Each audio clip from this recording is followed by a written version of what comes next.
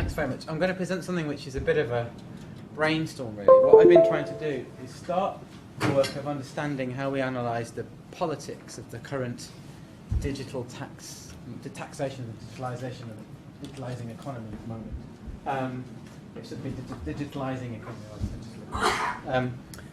So there's a lot of work out there to understand the implications of the growth of highly digitalised firms and the more general digitalisation of the way in which the economy works for tax policy.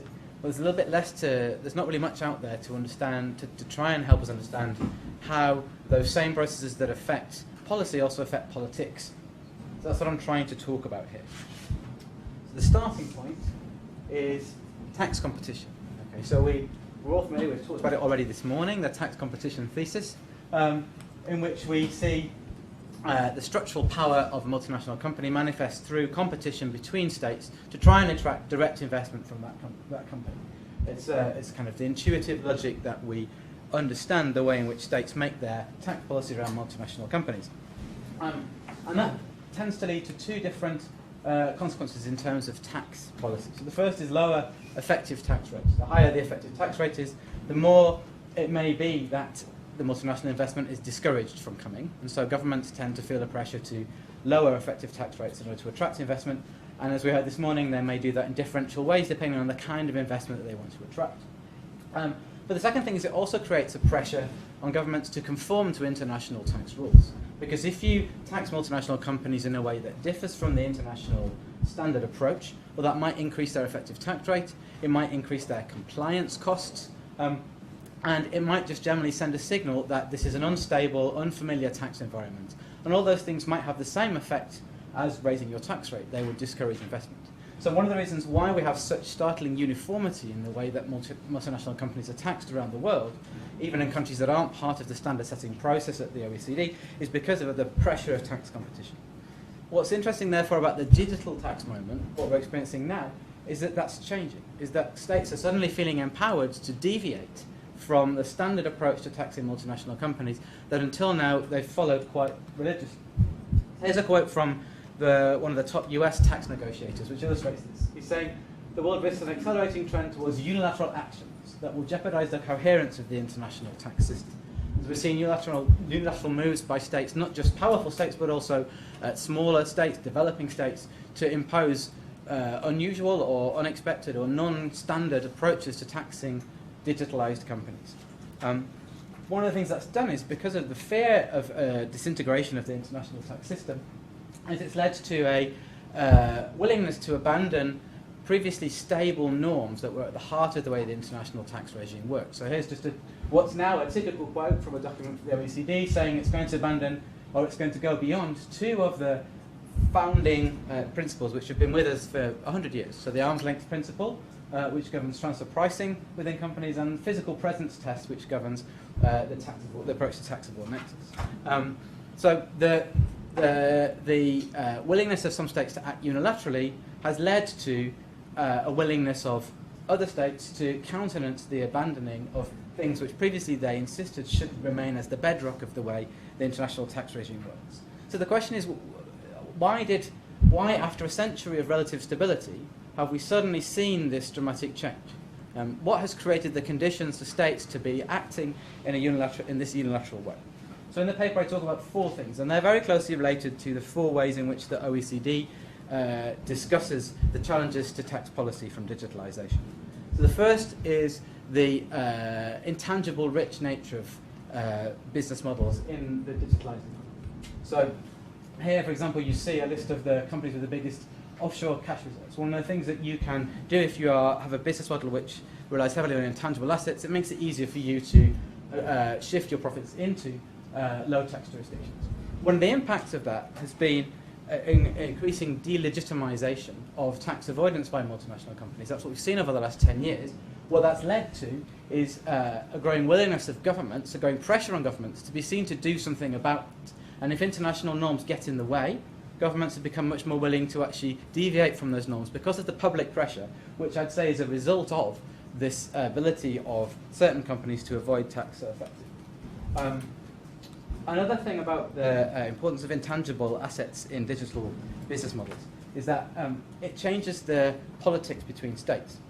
So this chart shows in the dark lines you have the investment in the tangible economy, intangible assets, and in light grey you have the investment in intangible assets. And what you see is that within OECD countries there's a divergence. Some countries, Spain, Italy, Germany, predominantly investing in the tangible economy, and other countries, the ones you might expect, so the Nordic countries and the UK and the US, they're investing more in, or at an equivalent rate, in intangible economy. What that means is it creates a difference of preference between OECD states, and the previously stable, coherent OECD position on how the international tax regime should work is suddenly divided between those states that stand to benefit from taxing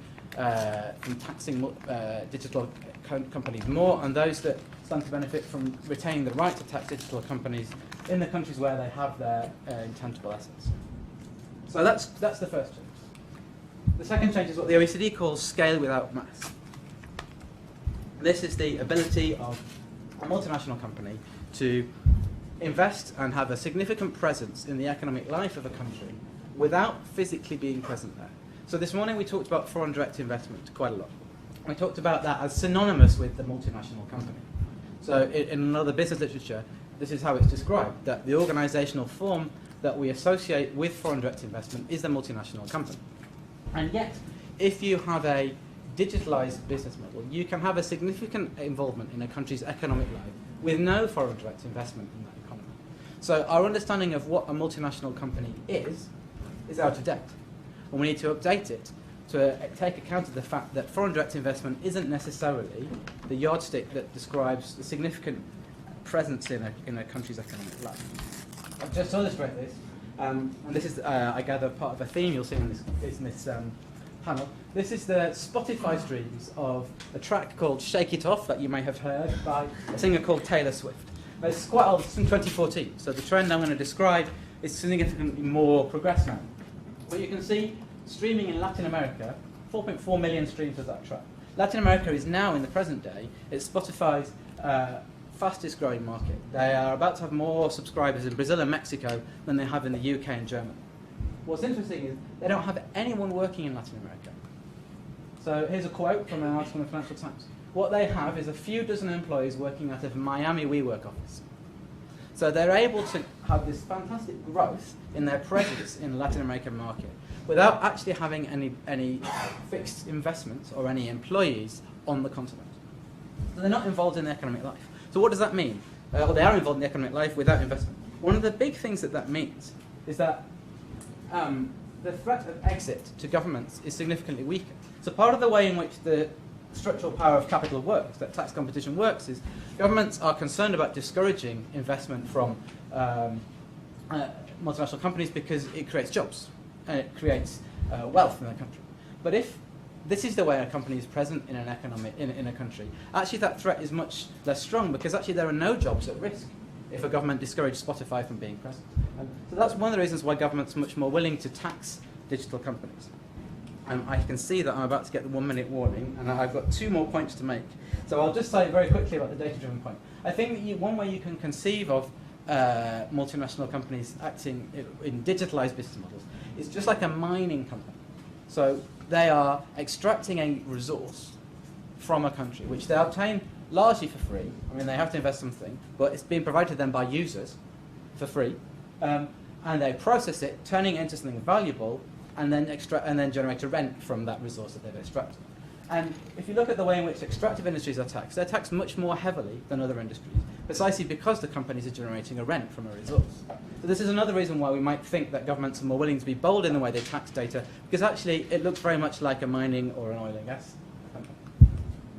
And then finally, there's a whole bunch of things that are different about the way in which digital markets work and the way that competition works. And I can't talk very much about this, but one thing I think it's worth just saying is that it's really important if you are a big digital company and you are a natural monopoly and you rely on gaining large amounts of data for your business model, that you're present in as much of the global economy as you can be.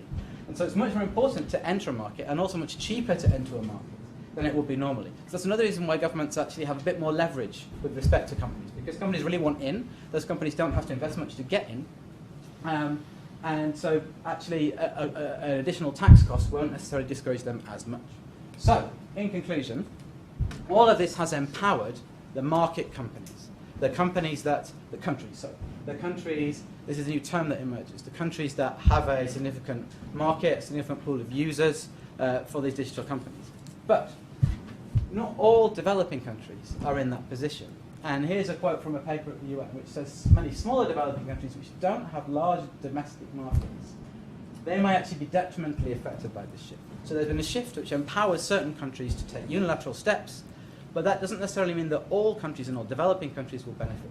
And so in terms of distributional effects, that's, I think, a concern that we have to take forward. Okay, I'll stop there. Thank you. Thank you very much.